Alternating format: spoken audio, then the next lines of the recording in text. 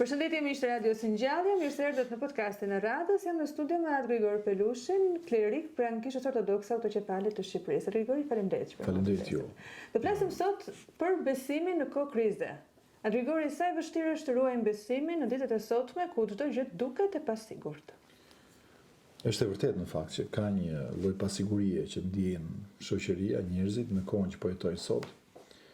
Pasiguri për shembull për shkak të konflikteve, frikës së luftës, pasiguri për shkak të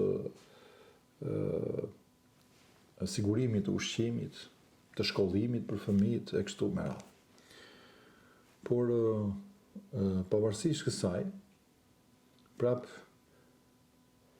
shoqëria, njerëzit janë të prirur drejt besimit. Edhe unë them që në vendin ku ne jetojmë, apo në qytetin ku ne jetojmë, shikoj që njerëzit kanë filluar të kenë një interes më të madh rreth besimit. Ndoshta ato përgjigjet e pyetjeve ekzistenciale që ka njeriu, njerëzit po i shohin tashmë, por si se kanë në dorë teknologjinë tani, por prap duan edhe i gjejnë ato vetëm te feja, në asnjë vend tjetër. Ne u shikoj në Kish gjatë gjithë ditës, edhe në këto ditë që jam duke shërbyer në katedrale, është plot gjatë gjithë ditës me njerëz që vinë e vizitojnë. Patjetër që një pjesë janë vizitorë, një pjesë janë turistë, por që ajo që më bën përshtypje është që kur hyn aty brenda të gjithë kanë interes, duan të mësojnë diçka, duan të dinë diçka. Dikush për njohuri bën një pyetje, dikush tjetër interesohet për anën e besimit, por të them të drejtën që shikoj një interes shumë të madh të njerëzve në këto kohëra, ku duket sikur ka një lloj vakumi shpirtëror, por që shikojmë që njerëzit kanë një interes, duan të mësojnë më tepër për fenë. Dhe ajo që thotë shpeshherë dhe kryepiskopi Joan që njeriu nuk plotësohet së jashtmi, pra nuk e gjen lumturinë së jashtmi duke siguruar të mirat materiale. Por që njeriu plotësohet kur ai po themi plotësohet dhe nga ana e brendshme. Pra në moment që ai lidhet dhe gjen burimin e jetës, që është pikërisht Perëndia, atëherë që lidhet me të, atëherë fillon të jetë njeriu i plot. Ne kuptojmë që shqetësimet dhe dhimbjet njerëzore janë të mëdha për së vërtetë. S'kan qenë për gjatë kohërave dhe janë edhe sot. Për shembull, një problem i madh që po përballen sot njerëzit janë pikërisht frikrat nga sëmundjet. Edhe po shikojmë që po përhapen sëmundjet frikshëm. Edhe ti çuditesh kur dëgjon që filani u sëmur për këtë, si filani nga ky vajt në spital, ti ndodhi kjo gjë.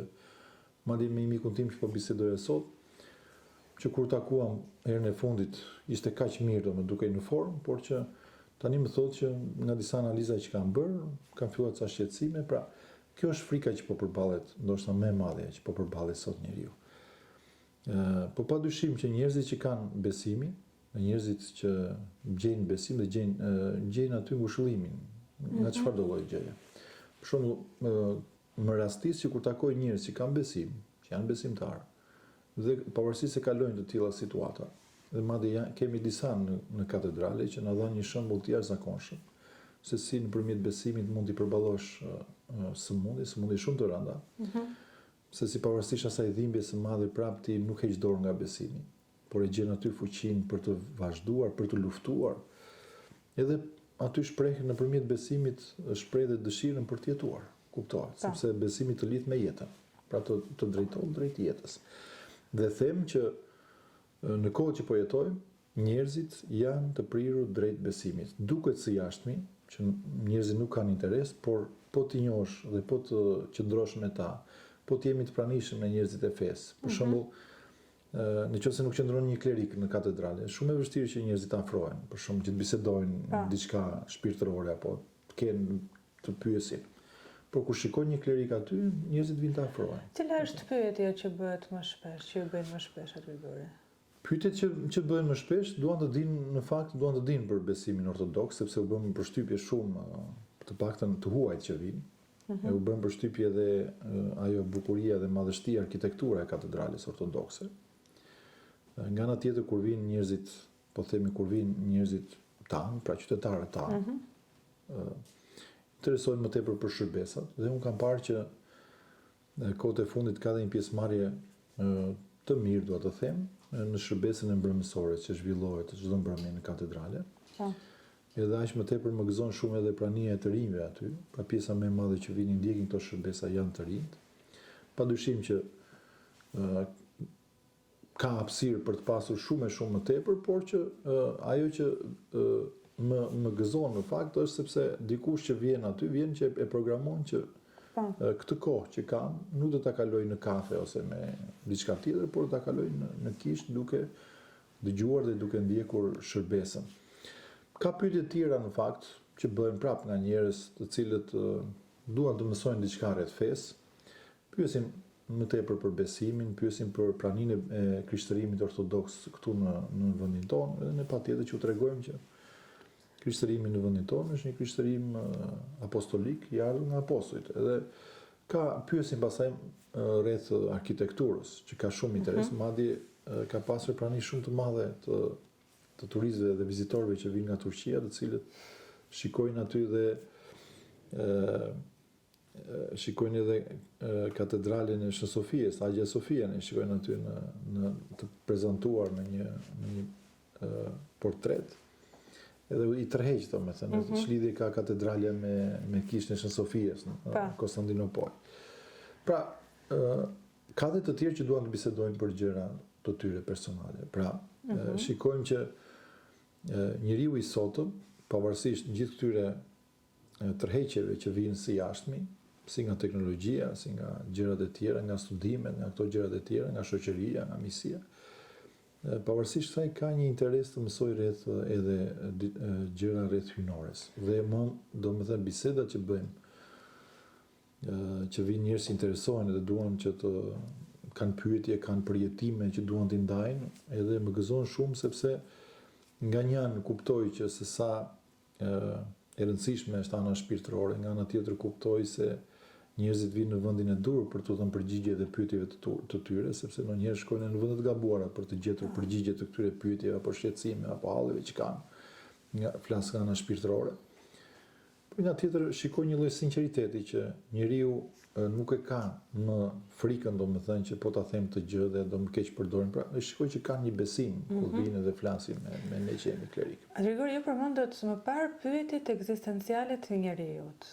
Secili i ka brenda vetes së tij. Cilat janë këto pyetje ekzistenciale? Pyetjet kanë të bëjnë pikërisht me qëllimin e jetës, me qëllimin e ekzistencës tonë, edhe me qëllimin se pse ne jemi në këtë botë, edhe cili është kuptimi ose çfarë ndodh me njeriu. Është thjesht do qëndrojmë ca kohë dhe këtu mbaron gjithçka, apo Perëndia ka një plan për njeriu. Të njohim kush është krijuesi, kush na solli në këtë jetë. Pra këtu janë ato pyetjet ekzistenciale që njerëzit i kanë bërë vazhdimisht. Pati një tendencë, kuptohet, fundi i shekullit të 19, shekulli 20, pati tendencë për ta larguar ose për ta larguar njerëzimin nga këto lloj pyetjesh që janë shumë të rëndësishme, që i themi pyetje ekzistenciale. Por janë kthjelluar sërish, njerëzit kanë kuptuar që edhe ato ideologji që u përpoqen që ta largonin njeriu nga Zoti, dështuan, dhe prap njeriu si një qenie pa plot, pa Perëndin, domethënë, patjetër që i ngre këto pyetje. Dhe ajo që më gëzon shumë është që ka interes nga të rinjt. Kjo është një gjë shumë e mirë. Jo vetëm nga të rinjt, por unë shikoj dhe me fëmijët, kur neve për shembull fillojmë t'i mësojmë në lidhje me besimin, në lidhje me fenë, shikojmë që dhe ata pastaj fillojnë edhe të kenë pyetje. Madje ndonjëherë çuditem, them si ka mundësi që një fëmijë për shembull 7 vjeç, 10 vjeç të bën pyetje që ti vërtet ose nuk i ke ngritur, nuk i ke menduar kur që në këtë moshë. Dhe thua si ka mundësi që nga u vjen ky lloj ndriçimi që të bëjnë këto pyetje. Pra, kemi një gjenerat njerëzish, të cilët kanë, po themi, përparuar nga ana informacionit, nga ana e teknologjisë, kanë ecur shumë, mësojnë shumë shpejt gjëra, gjitha këto, por nga ana tjetër kanë prirje dhe drejt për të mësuar rreth anës shpirtërore. Duhet të them diçka, ndoshta ta lidhim pak edhe me shkrimin e shenjtë. Sepse ndonjëherë ne themi që kur nuk shikojmë për shembull që se ndonjëherë mendojmë që do të vi gjithë njerëzit do të vinë në kish apo në një vend tjetër. Aty ku të duket se sa besojnë njerëzit, por njerëzit nuk mund të vinë çdo ditë në kish. Dhe as nuk është kjo qëllimi, sepse njerëzit dita e Zotit është dita e diel. Pra është dita që gjithë secili që është aq më tepër njerëzit që janë të pagzuar në kish duhet të jenë të pranishëm aty. Ditë të tjera njeriu shkon në punë dhe mundimin e tij deri në mbrëmje, siç thotë edhe Psalmi, por ajo që më bën përshtypje në gjithë këtë është që njerëzit kanë edhe marrëdhënie të tyre me Zotin edhe zhvillojnë atë në mënyrë personale. Dhe kjo është diçka që është edhe e nxitur nga Kisha. Ku njeriu e zhvillon marrëdhënien e tij përveç, po themi, adhurimit zyrtar apo adhurimit komunitar, e zhvillon atë në hapësirën e vet. Dhe ka një moment, për shembull, tek populli i Izraelit, ka një moment kur apostazia ishte bërë kaq e madhe, pra mohimi i Zotit, jo vetëm mosbesimi, por edhe mohimi i Zotit, saqë gjithë populli ishte kthyer, ishte larguar dhe kishte filluar të adhuronte të ligun, përmes idhujve, siç ishte në atë kohë idhulli i Balit. Edhe në këtë kohë jetonte një profet shumë i madh, kemi profetin Ilia, rreth gati 700 vjet, 800 vjet përpara se të vinte Zoti Krisht. Dhe në gjithë këtë situatë që ai pa, në gjithë këtë lloj jo mosbesimi, po flasim për apostazi, për njerëzit mohojnë në mënyrë të vullnetshme, mohojnë praninë e Zotit ose ekzistencën e Zotit. Pra dhe e bëjnë atë publikisht. Pra nëse Psalmi thoshte më përpara, tha, i marri në zemrën e vet që nuk ka perëndi, tashmë kjo gjë bëhet publike. Edhe kjo krijoi një situatë shumë të vështirë. Perandori dhe mbreti dhe me gjithë mbretëreshën, Ahabi që ishte në atë kohë mbreti i Izraelit, ishte ai që bashkë gruaja vet, Jezebeli, ishte ai që e solli adhurimin ose që nxiti popullin drejt adhurimit të Balit, duke mohuar ekzistencën e Perëndis, pra ishte gjëja më e rëndë që mund të ndodhte ndonjëherë. Dhe padyshim në një moment edhe profeti vet vën në diskutim nëse do ketë më njerëz që do kenë mbetur më njerëz në Izrael që e besojnë Perëndin apo jo. Pra flasim për kohra që ndoshta kohra që edhe pavarësisht se ne kaluam komunizmin apo ateizmin, nuk mund të krahasojmë me ato kohra. Prandaj s'duhet të shqetësohemi dhe s'duhet të mërzitemi shumë në lidhje me këto gjëra, sepse sot kohët që po jetojmë janë kohët ndoshta nga më të mirat që kemi ndonjëherë në histori. Për së vërtetë duke ndjekur historinë. Dhe çfarë ndodhi në këtë kohë? Ndodhi që Perëndia i thot kur edhe profeti Ilia u ndje, po themi, i vetmuar dhe filloi të bie në një gjendje, një lloj dëshpërimi që si humbi gjithë ky popull i Perëndis që nuk ju kundërvu Zotit, po mohon Zotin. Si thot Zoti Krisht në shkrimin e shenjtë, thot kush mohon, thot një gjë nuk do i falet njeriu, thot ata që mohojnë frymën e shenjtë, pra kuptimin kur mohon ekzistencën e krijuesit. Dhe çfarë Zoti i shfaqet profetit Ilia dhe i thotë që nuk je ti vetëm, thotë, që beson në Izrael, por janë edhe 3000 burra të tjerë që besojnë. Edhe këtu pasaj ne dim pasaj më pas se si sfidoi profeti Ilia me fuqinë e Zotit, profetët e Balit, edhe më pas edhe mbreti me mbretëreshën patën atë fundin tragjik, dhe ne dim se si pasaj populli u kthye sërish në besim. Pra, kohët që jetojmë nuk mund të krahasohen me ato kohra, me kohrat e apostazisë. Padyshim që kemi ne një detyrë shumë të madhe, ne si klerik, ne si mësues, ne si teolog, kemi detyrë që të jemi prezent në shoqëri, pra të mos mbyllemi brenda ambienteve tona, brenda kulteve, brenda objekteve të adhurimit që ne kemi, por duhet të jemi më të pranishëm në shoqëri, në diskutime, në tema, në çështje të ndryshme, në televizione. Madje sot po pija kafe me mikun ton, një pedagog të nderuar, bashkëpunëtorin edhe të radios son. Dhe këtë po diskutonim, edhe ishte i ftuar sot në një nga televizionet e vendit, dhe më tha që sa mirë që kur na përfshin, pra edhe kur i përfshin televizionet e vendit, përfshin edhe anën fetare, anën shpirtërore, me qëllim që t'u jepin mundësia edhe ndjekësve, dëgjuesve, që të shikojnë dhe këndvështrimin e kishës. Prandaj shumë e rëndësishme që ne të përfshihemi në këtë gjë. Pra, kisha s'duhet të jetë asnjëherë e mbyllur, e izoluar brenda, po themi, guackës së vet, por duhet të jemi të pranishëm në shoqëri. Duhet të përgjigjemi pyetjeve të njerëzve. Nuk duhet të largohemi kur na bëjnë pyetje, as të kemi frikë se nuk do ta di ose ku diun se çfarë. Ne duhet të japim përgjigje sipas siç thotë edhe shkrimi i mos mendoni, thotë, çfarë do përgjigjeni, thotë, po thotë, ne të lutemi Zotit që t'u japim atë përgjigjen e duhur, domethënë edhe këtyre pyetjeve. Pra, duhet të jemi të pranishëm në çdo zhvillim, në çdo ngjarje, në çdo ecuri të shoqërisë. Këtë gjë bënin klerikët në kohën themi në popullin e Izraelit. Pra, kur nuk ndaheshin nga ecuria e popullit, dhe gjithmonë jepnin orientimet përmes profetëve apo përmes klerikëve. Kështu që këtë gjë do të bëjmë të gjithë neve, siç e ka bërë Kisha këtu e 2000 vjet, që është pranë njerëzve kudo ku ata janë, në shoqëri, pavarësisht se çfarë besimi kanë, pra ne jetojmë në këtë vend të themi multifetar, por padyshim që qëndrimi ynë, vizioni ynë, fjalët tona, mesazhet tona, këndvështrimi ynë duhet të jetë i pranishëm dhe të dëgjohet nga të gjithë. Grigori, sprovat që na vijnë në jetë, duhet të marrim ose çfarë janë? Janë dëshkim që na vjen apo një mësim hynor? Nuk mund t'i ndajmë me thikë të themi që kjo vjen për këtë, kjo vjen për këtë, por padyshim që kemi mësuar nga përvoja e gjatë e Kishës, kemi mësuar që në disa raste, disa sprova që vinë kanë shërbyer për mirë. Por në disa raste të tjera për shembull kanë shërbyer për edhe në një lloj ka lejuar Perëndia të ndodhë diçka për ndoshta përmes një fatkeqësie për të parandaluar një fatkeqësi më të madhe që mund të ndodhi. Pra duhet dimë që ai që drejton botën, pari se duket sikur janë të tjerë që po është pikërisht Perëndia. Sado që mundohen forcat e errësirës që ta drejtojnë këtë botë, ta menaxhojnë këtë botë, ta zotrojnë këtë botë, padyshim që fjalën e fundit në histori ka Perëndia, ka Zoti. Kështu që ne nuk do të shqetësohemi nga këto gjëra. As të mendojmë që dhe as të gjykojmë, flasim, sepse ka një grup njerëzish që ku shikojnë diçka që ndodh tek një person, me gjën e parë që thonë që mirë u bë atij se kështu ka bërë ai, se ai edhe kjo është një ndëshkim që po e dërgon nga Zoti. Ne nuk e dimë ndonjëherë si vepron Zoti. Për shembull ne kemi tek Ungjilli sipas Shën Johanit, tek ungjillit që lexojmë mbas Pashkës, te ai lindur i verbër, kur nxënësit i thonë kur e pan u përballen me këtë të lindur të verbër, çfarë i thanë nxënësit e Zotit? Thanë, kush ka mëkatuar Zot, ka mëkatuar prindrit e tij apo ka mëkatuar ky?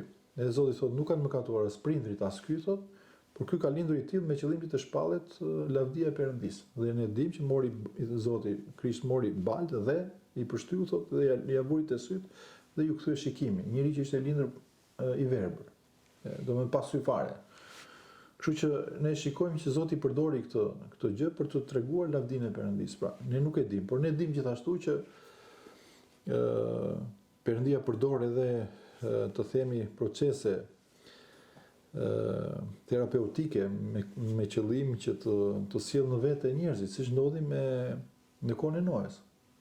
Kur e keqja shkoi në ekstreme, pra po themi sado që ne sot na duken sikur veprimet të disa shoqërive ose veprimet të shoqërive të zhvilluara, po themi, na duken sikur po shkojnë përtej ose po shkojnë drejt rrugës apostazisë kështu me radhë, që edhe ndoshta disa mund të jenë të vërtetë. Por sërish nuk mund të krahasohen me kohrat që kanë qenë më përpara, kanë ekzistuar më përpara dhe ku Zoti ka treguar që sërish ka ende njerëz që kanë besim. Ka një histori shumë të bukur tek Abrahami, ku i lutet për mos shkatëruar qytetin, edhe i thot Zotit që në qoftë se janë 100 të drejtë, i thot se Zoti thotë që do ta shkatërrojë qytetin. Dhe ky i thot, por në qoftë se janë 100 të drejtë, do ta shkatërrosh o Zot? Edhe Zoti thotë, jo, nuk do ta shkatërroj, po të jenë 100 të drejtë. Po mi po të jenë 50, i thot, do ta shkatërroj, jo, i thot Zoti. Po mi po të jenë 10, edhe 10 po të jenë, i thot Zoti, nuk do ta shkatërroj qytetin. Po mirë, thot, po sikur të jenë 5 atje, largohet Zoti. Pra në kuptimin që kur shikojmë që qëndrojnë qytetet, qëndrojnë vendet, qëndrojnë gjithë këto, do thotë që ka njerëz që të drejtë që jetojnë. Siç mendoi profeti bekuar Ilia që nuk do kishte më njerëz në Izrael që që besonin në Perëndi, dhe i kërkoi Zotit që më merr edhe mua mos ta shoh këtë kohë, mos ta jetoj këtë kohë. Por edhe në ana tjetër thamë që përdor procesin terapeutik si në rastin e Noeut, sepse kishte arritur një keqje shumë e madhe. Pa ligësia njerëzore e pa krahasuar themi me këto që po ndodhin sot. Prandaj dhe unë jam në një farë forme optimist, sepse po shikoj që ka një lloj rikthimi edhe aty në Perëndim ku na dukej se gjithçka po mbaronte. E shikoj nga artikuj që botohen her pas here. Shikoj se si të rinj po kthehen. Jam sot në mëngjes po lexoja se si në Francë vitin që kaloi 2024 ishte një vit siç e përshkruanin autori që kishte bërë atë artikull që po rikthehen të rinj të drejt besimit, po pagëzohen në kishën e kështu, në kishën katolike kështu. Por njëta gjë dëgjoj edhe në Perëndim, për shembull në Amerikë, dëgjoj që shumë të rinj, shumë besimtar, shumë besimtar të ndonjë komuniteti tjetër, po kthehen drejt Kishës Ortodokse sepse po gjejnë aty të vërtetën, dhe ka një lloj bumi, ka një lloj ka zhvillime të jashtëzakonshme. Dhe mendon që nuk kemi në kohët e, po themi në ato kohët e vështira që ka kaluar njerëzimi. Si mund të qëndrojmë bashkë paraja, fama dhe besimi? Unë mendoj që njëri që i administron ato në mënyrë të durë mund të ekzistojnë së bashku. Për shembull, ne dim që në Shkrimin e Shenjtë kemi pasur plot personalitete, siç ishte Abrahami që përmendëm, një njeri shumë i pasur, edhe me një reputacion të jashtëzakonshëm dhe njëri shumë fetar, një nga njerëzit më besimtarë, që përmendet si është ati i besimit, ai është ati i besimit, nga ai rrihet gjithçka, nga ai vjen gjithçka përmes Zotit, përmes frymës së shenjtë. Gjithashtu kemi Jobin e drejtë. Jobi është një njeri i cili gjithashtu është një njeri i cili përveç reputacionit, përveç të mirave materiale që posedonte, gjithashtu ishte njeri thellësisht besimtar. Dhe kur i ligu që u bë shumë xheloz kur e shikonte Jobin që kishte gjithatë prosperitet, dhe i kërkoi leje Zotit, apo kur e provokoi Zotin dhe i thotë që nuk ka asnjëri në botë që ty të adhurohen me gjithë zemër. Dhe Zoti thash, është Jobi tha që është poshtë, ai është njeriu që më beson dhe më do me gjithë zemër. Dhe ai thotë sepse ti ja ke dhënë të gjitha, thotë, prandaj dhe ai të do, se po të mos i kishte dhënë gjithë pasurinë që ai ka, dhe ne dim atë që Zoti i dha leje që ti merrte fëmijët, ti merrni bagtit, të gjithë pasurinë që kishte, madje edhe vetë jetën. Shkoi deri aty sa do të merrte edhe jetën, po përmes asaj sëmundje, por Zoti nuk e lejoi që ti merrte jetën.